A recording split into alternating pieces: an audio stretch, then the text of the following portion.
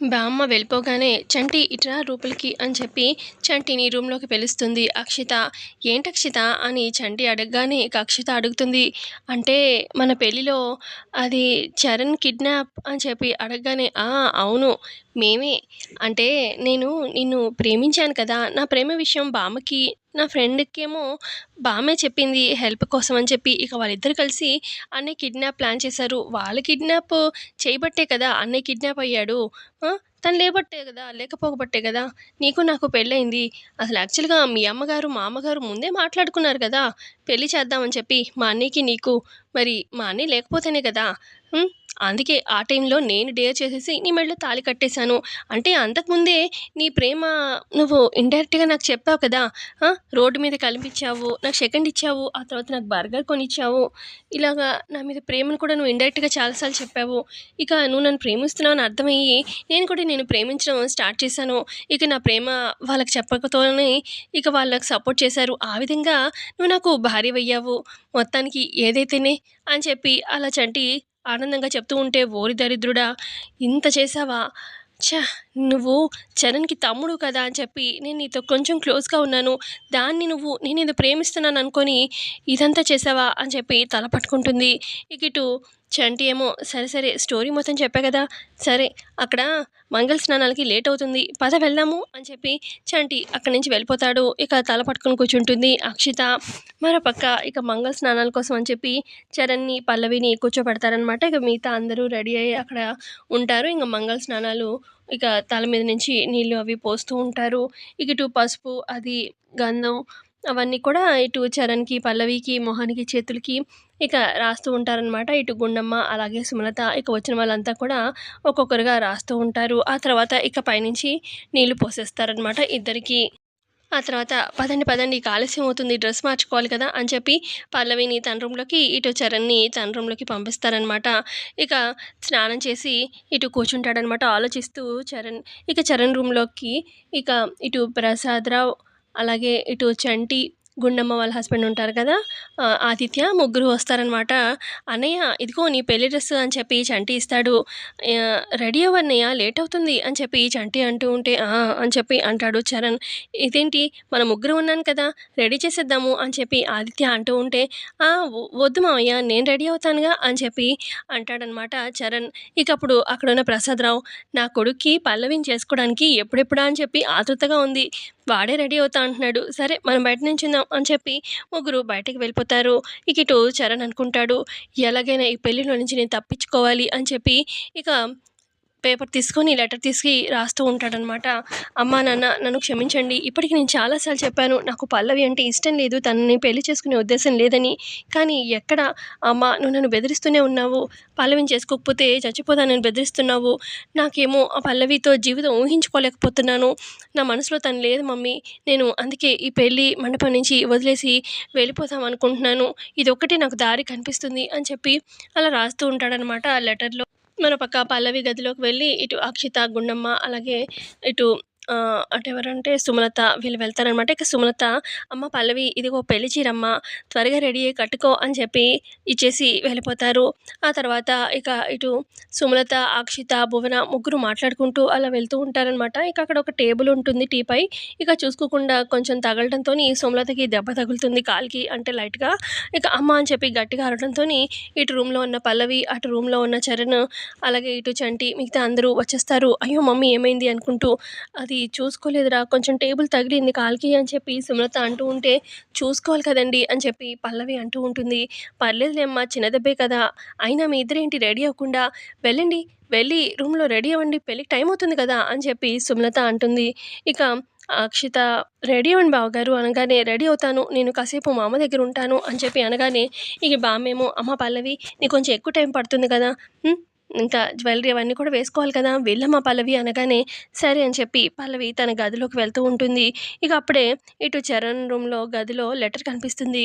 వెళ్తూ ఉన్న పల్లవికి, "ఏంటి లెటరు?" అని చెప్పి పల్లవి వచ్చి ఆ లెటర్ చూస్తుందనమాట. ఇక చరణ్ రాసాడని అర్థమవుతుంది. ఇక ఆ లెటర్ చదువుతుందనమాట పల్లవి. "అమ్మా, నాన్న నాకు ఈ పెళ్లి ఇష్టం లేదు. పల్లవితో నా జీవితం నేను ఊహించుకోలేకపోతున్నాను. అందుకే ఈ మండపం నుంచి నేను వెళ్ళిపోదామని నిర్ణయం తీసుకున్నాను" అని చెప్పి చరణ్ రాసిన లెటర్ చదువుతుందనమాట పల్లవి. ఇక అప్పుడు పల్లవి చాలా బాధపడుతూ, చరణ్, నువ్వు నాకు చాలా సార్లు చెప్పావు నీ మనసులో మాట.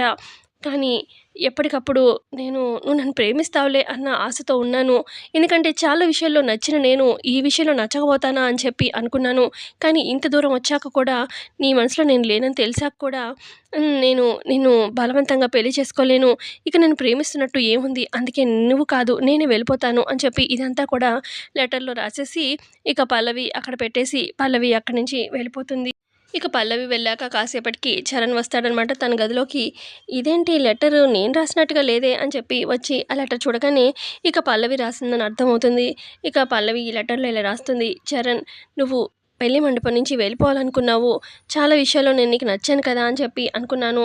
ఇక ఎలాగోలా నువ్వు నన్ను ప్రేమిస్తావని చెప్పి ఆశతో ఉన్నాను. కానీ నిన్ను నేను ఎంతగా ప్రేమించాను. నీ ఇష్టాన్ని నేను గౌరవించాలి కదా! ఇంక నేను అర్థం చేసుకోకపోతే ఎలా? అందుకే నువ్వు కాదు నేనే ఇక్కడి నుంచి వెళ్ళిపోతాను. కానీ ఇప్పుడు నువ్వు ఈ పెళ్లి మండపం నుంచి వెళ్ళిపోయావంటే అందరికీ ఎంత మెయిన్‌గా నా వల్ల ఈ కుటుంబానికి ఎంత చెడ్డ పేరు, నీకు చెడ్డ పేరు రావడం నాకిష్టం లేదు చరణ్. అందుకే నీ బదులు నేనే వెళ్తాను. నాకు ఏమైనా పర్వాలేదు, ఎవరు ఎన్ని మాటలన్నా పర్వాలేదు. కానీ నీకు మాత్రం ఎటువంటి చెడ్డ పేరు రాకూడదు చరణ్. అందుకే నేనే వెళ్ళిపోతాను అని చెప్పి పల్లవి రాసిన లెటర్ చదువుతాడనమాట. హమ్మయ్య! దేవుడా! మొత్తానికి నా ప్రార్థన విన్నావు. పల్లవి వెళ్ళిపోతుంది. పల్లవి, నువ్వు నాకు ఎందులో సహాయం చేసినా చేయకపోయినా ఇందులో మాత్రం భలే గట్టిగా సహాయం చేసావు పల్లవి. చాలా థ్యాంక్స్ పల్లవి అని చెప్పి లెటర్ చదువుతూ ఉంటాడు. ఇక అప్పుడే రూమ్‌లోకి వస్తారనమాట అక్షిత, భువన అలాగే సుమలత. ఏంట్రా చేతిలో లెటర్ అనగానే, లెటరా ఏం లేదే ఇది చిత్తు కాగితం అని చెప్పి వెనక్కి దాస్తూ ఉంటాడు లెటర్‌ని చరణ్. అదేంటి బావగారు చేతిలో లెటర్‌ని పెట్టుకొని అని అక్షిత కూడా అంటుంది.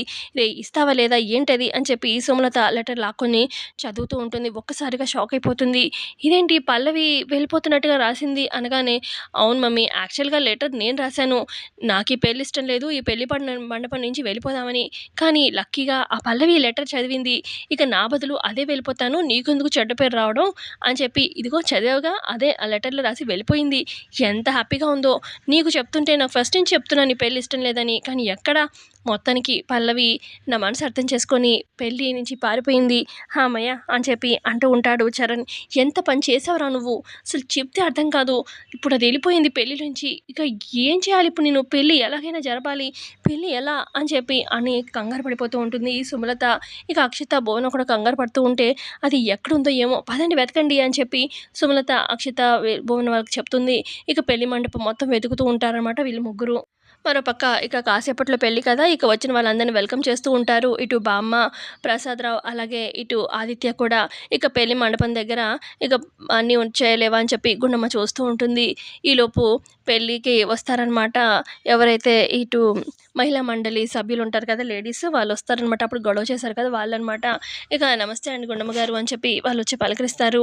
ఇక అప్పుడు బామ్మ చూసి, గుండమ్మ వీళ్ళు అప్పుడొచ్చి గొడవ చేశారు వాళ్ళే కదా! అనగానే అవును బామ్మగారు అని చెప్పి అంటుంది గుండమ్మ.